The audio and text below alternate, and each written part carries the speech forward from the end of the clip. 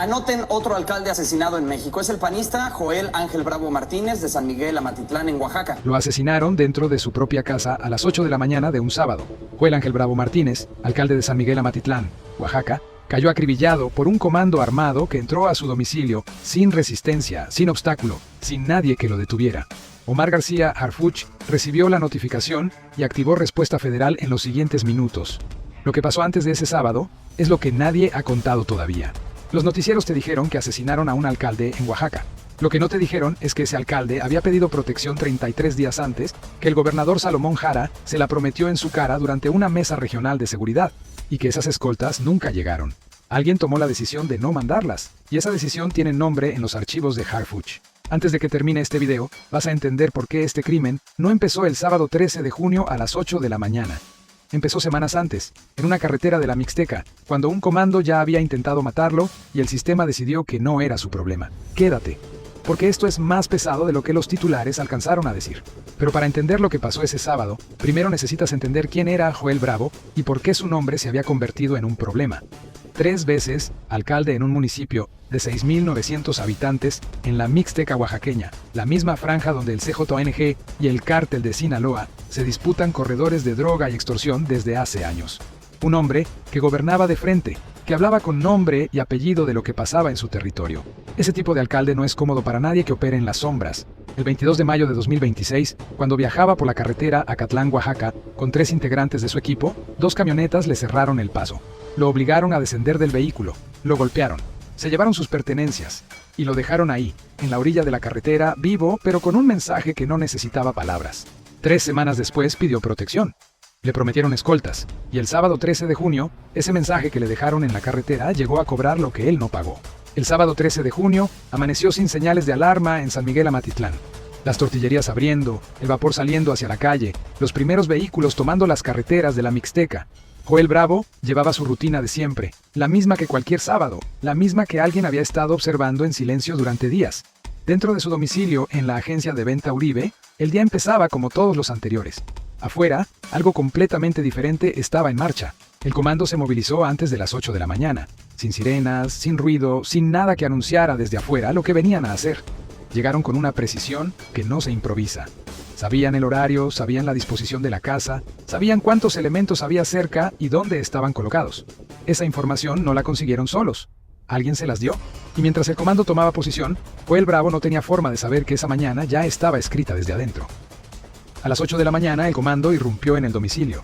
Varios disparos. Sin negociación, sin advertencia, sin margen para nada. Joel Ángel Bravo Martínez cayó dentro de su propia casa, en el municipio que había gobernado 3 veces, en la comunidad que lo había elegido. Sus familiares solicitaron auxilio médico de inmediato. No hubo nada que hacer. El hombre que 33 días antes había pedido protección y no la recibió, acababa de pagar el costo de ese silencio institucional. La fuga fue rápida. El comando salió por las carreteras de montaña de la Mixteca en el mismo vehículo con el que habían llegado, y ahí estaba la primera grieta que no vieron. Esa camioneta ya tenía historia. Era la misma que había participado en la emboscada de mayo contra Joel en la carretera Acatlán, Oaxaca. Ya estaba en las bases de inteligencia federal. Cada kilómetro que avanzaban, creyendo que se alejaban del crimen, en realidad se acercaban más al cerco que todavía no existía, pero que estaba a punto de construirse. La filtración interna había dejado un rastro. La camioneta había dejado un rastro. Y la ruta de fuga, por carreteras de acceso limitado en una región que Harfuch ya tenía bajo monitoreo, había dejado un tercer rastro. 3 hilos que la célula no calculó. 3 hilos que Omar García Harfuch tenía sobre la mesa cuando recibió la notificación. No era solo un homicidio, era un mapa, y Harfuch dio la orden. La orden de Harfuch llegó a la región Mixteca en minutos. No fue un comunicado, no fue una rueda de prensa, no fue un protocolo de escritorio, fue una instrucción directa. Cerrar cada ruta de salida de esa franja entre Oaxaca y Puebla antes de que el comando tuviera tiempo de disolverse. Elementos de la Secretaría de Seguridad y Protección Ciudadana Federal se desplegaron en silencio por las carreteras de montaña, sin luces de emergencia, sin anuncios. El cerco no se anuncia, se cierra.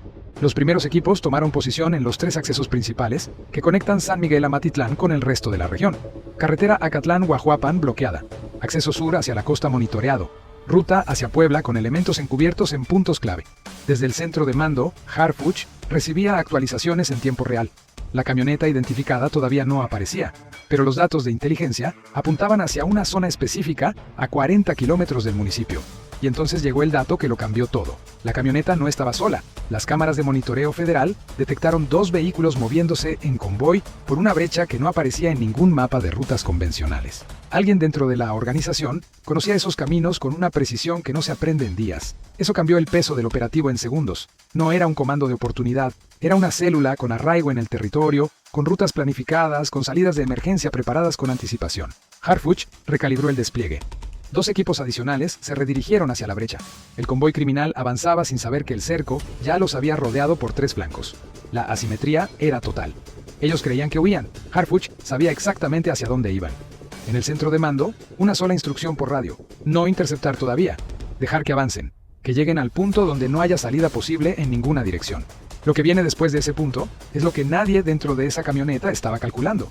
El convoy redujo velocidad a la entrada de una comunidad pequeña a 38 kilómetros de San Miguel Amatitlán. Movimiento inesperado.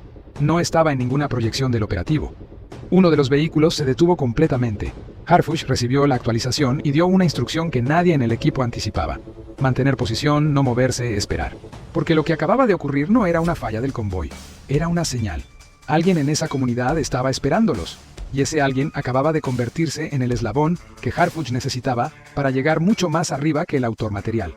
El vehículo, detenido en esa comunidad, no se movió durante 4 minutos. 4 minutos en los que los elementos federales mantuvieron posición en silencio absoluto, sin un solo movimiento visible, sin una sola comunicación por radio abierta. Desde el centro de mando, Harfuch observaba la pantalla. Lo que estaba ocurriendo en esa comunidad pequeña a 38 kilómetros de San Miguel Amatitlán no era una pausa, era un intercambio. Y lo que se intercambiaba en ese momento iba a redefinir por completo el alcance de esta investigación. Un hombre salió de una vivienda en la orilla de la comunidad y se acercó al vehículo detenido. 30 segundos de contacto. Algo pasó de mano en mano. El hombre regresó a la vivienda. El convoy reanudó la marcha.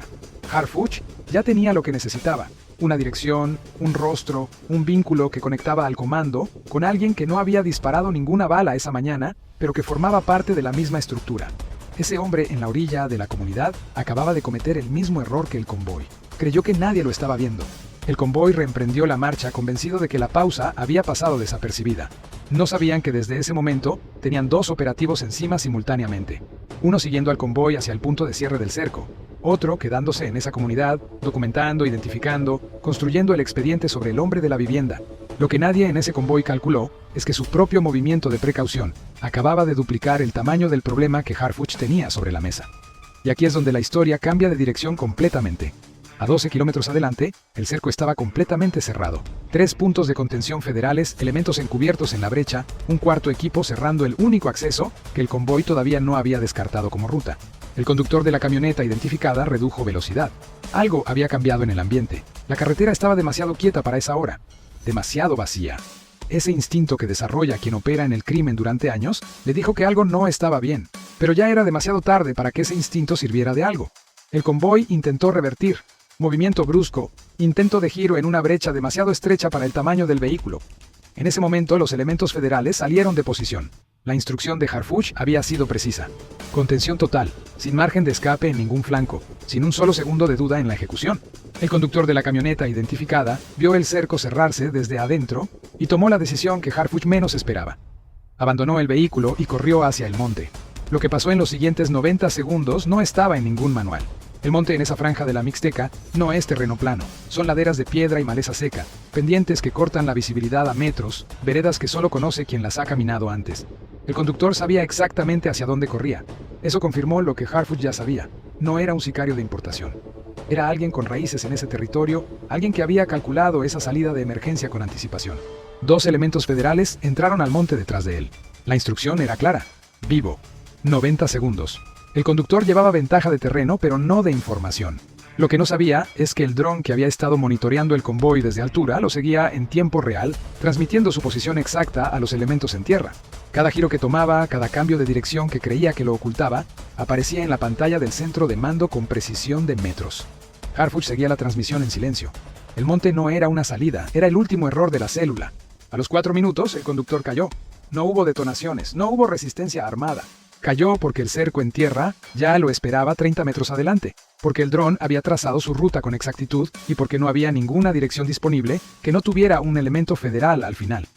Cuando los elementos lo redujeron al suelo, el hombre que esa mañana había entrado armado a la casa de Joel Bravo estaba en el piso de un monte a 40 kilómetros de distancia, sin salida, sin cómplices cerca, con las manos vacías. Harfuch recibió la confirmación en una sola línea por radio.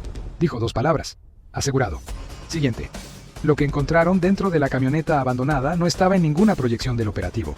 Mientras el conductor era reducido en el monte, el equipo pericial procesaba el vehículo en la brecha. Sin mam. Primer hallazgo, un teléfono celular con mensajes que no habían sido borrados.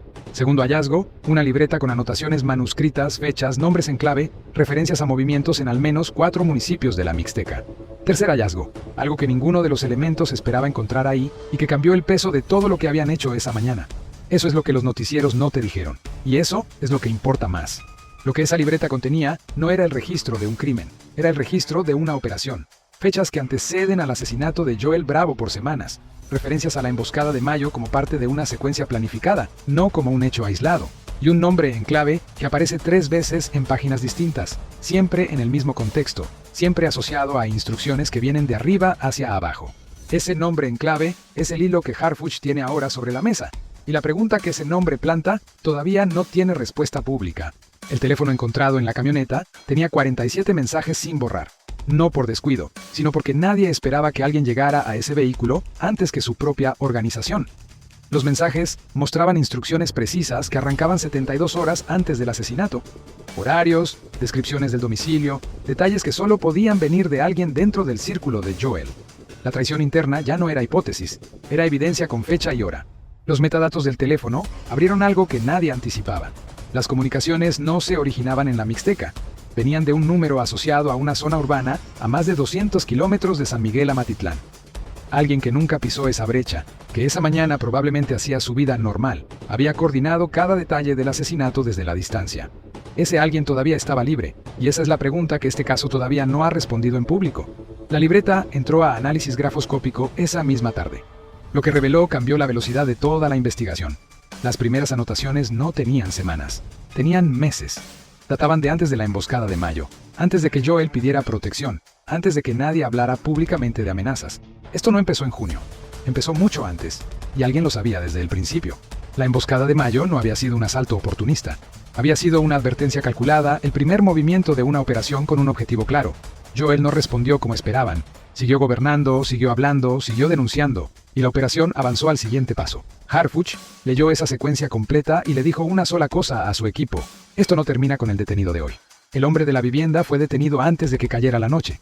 Lo que llevaba consigo confirmó que no era testigo circunstancial. Era eslabón activo de la misma estructura. Lo que dijo en las primeras horas apuntó directo hacia el nombre que aparecía 3 veces en la libreta. Ese nombre todavía no es público, pero está en el expediente. Y lo que implica ese nombre es lo que nadie que estuvo detrás de este crimen quiere que Harfuch termine de armar. Ese detalle pequeño cuenta una historia grande. Un nombre en clave que aparece 3 veces en una libreta encontrada en una camioneta, abandonada en un monte de la Mixteca, no es un accidente, es una firma. Y las firmas en el crimen organizado siempre pertenecen a alguien que cree que nunca va a ser encontrado. Lo que Harfuch tiene ahora sobre la mesa no es solo la captura de un autor material, es el principio del hilo que lleva hacia quien realmente ordenó matar a Joel Bravo. Lo que los comunicados oficiales dijeron fue esto: operativo exitoso, detenido el probable autor material, vehículo asegurado, investigación en curso. Lo que los comunicados no dijeron es que en ese mismo operativo cayó un segundo eslabón, que el teléfono decomisado tiene comunicaciones que apuntan a 200 kilómetros de distancia, y que la libreta reencuadra todo este caso como una operación planificada con meses de anticipación. Eso es lo que los noticieros no te contaron. Y eso cambia todo. Harfuch emitió su declaración esa tarde, sin rueda de prensa larga, sin escenario preparado, 3 oraciones. La primera, coordinación permanente con las autoridades de Oaxaca. La segunda, no habrá impunidad. La tercera, las investigaciones continúan y se profundizan. Analicemos esas oraciones porque ninguna fue casual. Cada una iba dirigida a alguien específico que estaba escuchando y que entendió exactamente lo que significaban. Coordinación permanente con las autoridades de Oaxaca no fue un protocolo de cortesía. Fue una señal directa al gobernador Salomón Jara de que el gobierno federal ya no iba a esperar que el Estado resolviera lo que el Estado no había podido ni proteger. No habrá impunidad no iba dirigida a los medios. Iba dirigida al nombre en clave de esa libreta, al coordinador a 200 kilómetros, a quien tomó la decisión de no mandar las escoltas. Una frase para todos ellos al mismo tiempo. ¿Quién de los que escuchó esa declaración sintió que le hablaban directamente a él? Las investigaciones continúan y se profundizan fue la frase más pesada de las tres. Porque profundizar no significa seguir haciendo lo mismo. Significa que Harfuch ya tiene un nivel más abajo identificado y está construyendo el expediente para llegar a él. Lo que Harfuch tiene ahora: 2 detenidos, un teléfono con 47 mensajes, una libreta con meses de operación documentada y una línea abierta hacia el autor intelectual. Lo que le falta: el nombre real detrás del nombre en clave, y ese nombre tiene dirección. Regresa por un momento a la imagen del inicio. Un alcalde asesinado dentro de su propia casa a las 8 de la mañana de un sábado. Ahora que sabes todo lo que sabes, esa imagen no se ve igual. No es el crimen de una célula que actuó sola. Es el último movimiento de una operación planificada con meses de anticipación, coordinada desde lejos, alimentada desde adentro y ejecutada en un territorio donde alguien calculó que no habría consecuencias. Ese cálculo fue el error más grande de todos, porque Harfuch ya tiene el hilo, y ese hilo tiene dirección. Este canal existe para contarte lo que pasa después de que los noticieros apagan las cámaras. Lo que pasó hoy en la Mixteca no terminó con la captura. Terminó con 2 detenidos, un teléfono con 47 mensajes, una libreta con meses de operación documentada y un nombre en clave que apunta hacia alguien que todavía está libre y que todavía cree que está protegido. Cuando ese nombre tenga nombre real, cuando Harfuch cierre ese expediente, vas a enterarte aquí primero. Suscríbete si todavía no lo has hecho. Lo que viene en los próximos días va a profundizar en el ángulo que este video no pudo cerrar. ¿Quién tomó la decisión de no mandar las escoltas que Joel Bravo pidió 33 días antes de morir? Esa pregunta tiene una respuesta. Esa respuesta tiene consecuencias. Y las consecuencias ya están en movimiento dentro del expediente federal. La investigación de Harfuch sigue en curso, y nosotros también.